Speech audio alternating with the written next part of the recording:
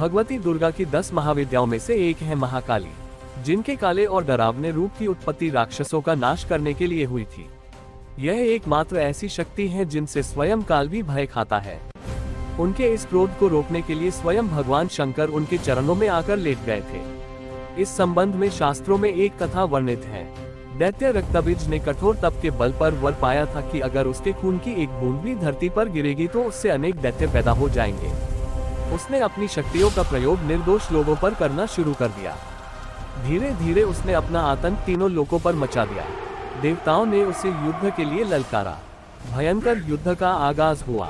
देवता अपनी पूरी शक्ति लगाकर रक्तबीज का नाश करने को तत्पर थे, मगर जैसे ही उसके शरीर की एक भी बूंद खून धरती पर गिरती उस एक बूंद से अनेक रक्तबीज पैदा हो जाते। सभी देवता मिलकर महाकाली की शरण में गए। माँ काली असल में सुंदरी रूप भगवती दुर्गा का काला और डरावना रूप है, जिनकी उत्पत्ति राक्षसों को मारने के लिए ही हुई थी। महाकाली ने देवताओं की रक्षा के लिए विकराल रूप धारण कर युद्ध भूमि में प्रवेश किया।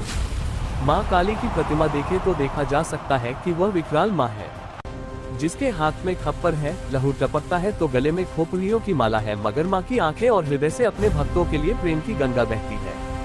महाकाली ने राक्षसों का वध करना आरंभ किया, लेकिन रक्तबीज के खून की एक भी बूंद धरती पर गिरती तो उससे अनेक दानवों का जन्म हो जाता, जिससे युद्ध भूमि में दैत्यों की संख्या बढ़ने लगी। तब माँ ने अपनी जिह्वा का विस्तार किया। दानवों का एक बूंद खून धरती पर गिरने की बजाय उनकी जिह्वा पर गिरने लगा। वो लाशों के ढेर लगाती गई और उनका खून पीने लगी। इस तरह महाकाली ने रक्तबीज का वध किया, लेकिन तब तक महाकाली का गुस्सा इतना विकराल रूप से चुका था कि उनको शांत करना जरूरी था, मगर हर कोई उनके समीप जाने से भी डर रहा था।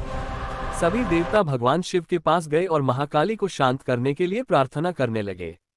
भगवान शिव ने उन्हें बहुत प्रकार से शांत करने की कोशिश करी। जब सभी प्रयास विफल हो गए तो वह उनके मार्ग में लेट गए। जब उनके चरण भगवान शिव पर पड़े तो वह एकदम से ठिठक गई। उनका क्रोध शांत हो गया।